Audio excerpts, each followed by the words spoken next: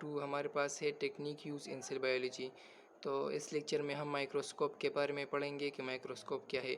चूँकि सेल को हम माइक्रोस्कोप के बगैर नहीं देख सकते, तो पहले हम माइक्रोस्कोप को स्टडी करेंगे कि माइक्रोस्कोप क्या है, और इसके बाद तो टेक्निक को स्टडी करेंगे वन बाय वन।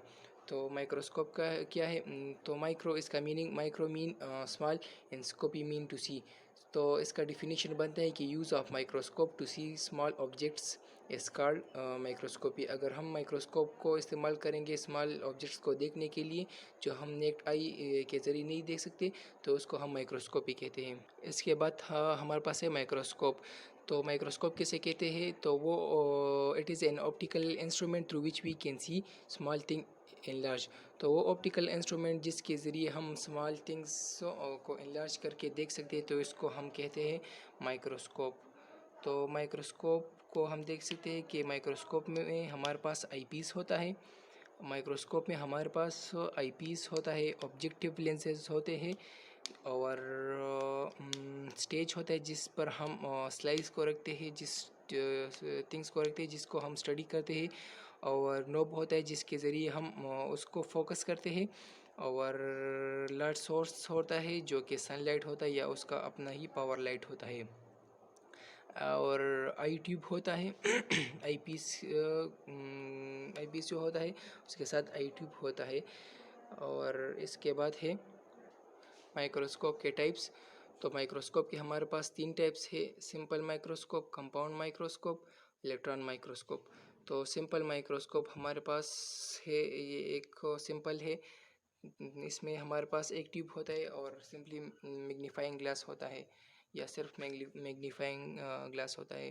फिर इसके बाद हमारे पास है कंपाउंड माइक्रोस्कोप। तो ये हमारे पास एडवांस माइक्रोस्कोप है। इसमें हमारे पास सिंगल ग्लास होता है जिस पर स्लाइस पड़ा हुआ होता है और लेंसेज होते हैं, 2 लेंस होते हैं, objective lens and eyepiece lens. और इसमें जो लाइट का सोर्स होता है वो सन होता है, और इसका जो मैग्नीफिकेशन है तो वो है 10,000।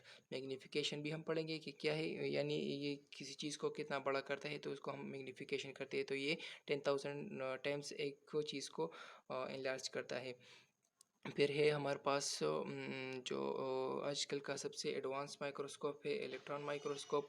तो ये बीम ऑफ इलेक्ट्रॉन्स को यूज़ करके इमेज बनाता है। इसमें हमारे पास मैग्नेट्स होते हैं, और वो बीम ऑफ लाइट जो है स्क्रीन पर पड़ते हैं जो कि फ्लोरेसेंट पैदा करता है।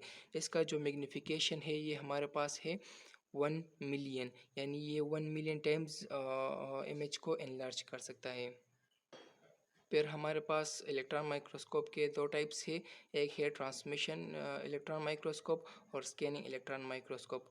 तो हमारे पास जो ट्रांसमिशन इलेक्ट्रॉन माइक्रोस्कोप है, ये हम इंटरनल स्ट्रक्चर को स्टडी करने के लिए इस्तेमाल करते हैं। यानी सेल के अगर हम इंटरनल स्ट्रक्चर को स्टडी करेंगे, इंटरनल टिश्यूज़ और सेल्स को जो यानी ऑर्गेनेलीज है और साइटोप्लाज्म है वगैरह, इसको स्टडी करेंगे, तो ये हम ट्रांसमिशन इलेक्ट्रॉन माइक्रोस्कोप के ज़रिए करेंगे।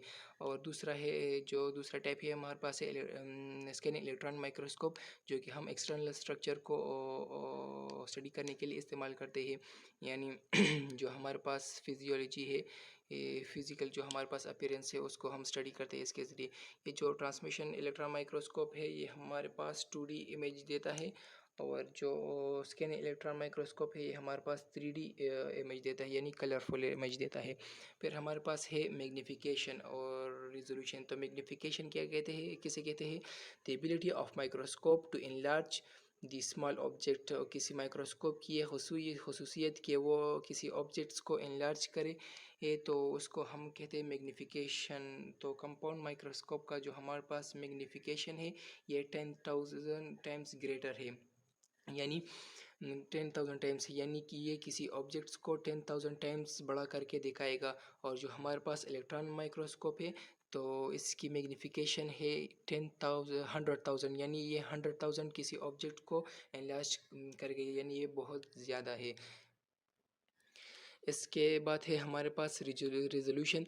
तो रेजोल्यूशन किसे कहते हैं? The clarity of an image is called resolution. या हम इसे ये डिफिनीशन भी इसका कर सकते हैं कि the ability of microscope to differentiate between two close objects. कि हमारे पास ये क्या करेगा, ये हमारे पास क्लोज ऑब्जेक्ट्स जो होंगे उसके दरमियान डिफरेंशिएट करेगा, डिफरेंशिएट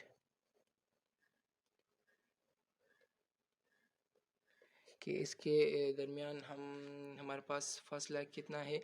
तो हमारे पास जो ह्यूमन आई का रिजोल्यूशन है ये है 0.1 मिलीमीटर।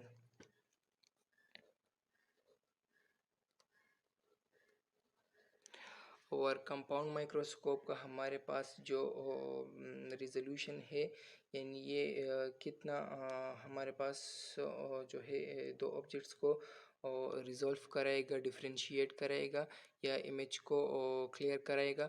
तो ये हमारे पास है 2500 नैनोमीटर। और इलेक्ट्रॉन माइक्रोस्कोप जो है ये हमारे पास है 250,000 नैनोमीटर इसका रिजोल्यूशन है, यानी ये इतने टाइम्स हमारे पास इमेज को क्लियर कराएगा। तो ये था हमारे पास आज का लेक्चर। आज के लेक्चर में हमने माइक्रोस्कोपी के बारे में पढ़ा, माइक्रोस्कोप के बारे में, और उसके फिर हमने टाइप्स पढ़े, सिंपल, कंपाउंड और इलेक्ट्रॉन माइक्रोस्कोप। फिर हमने इलेक्ट्रॉन माइक्रोस्कोप के टाइप्स पढ़े जो कि ट्रांसमिशन और स्कैनिंग इलेक्ट्रॉन माइक्रोस्कोप थे। फिर उसके बाद हमने रिजोल्यूशन और मैग्नीफिकेशन के बारे में पढ़ा।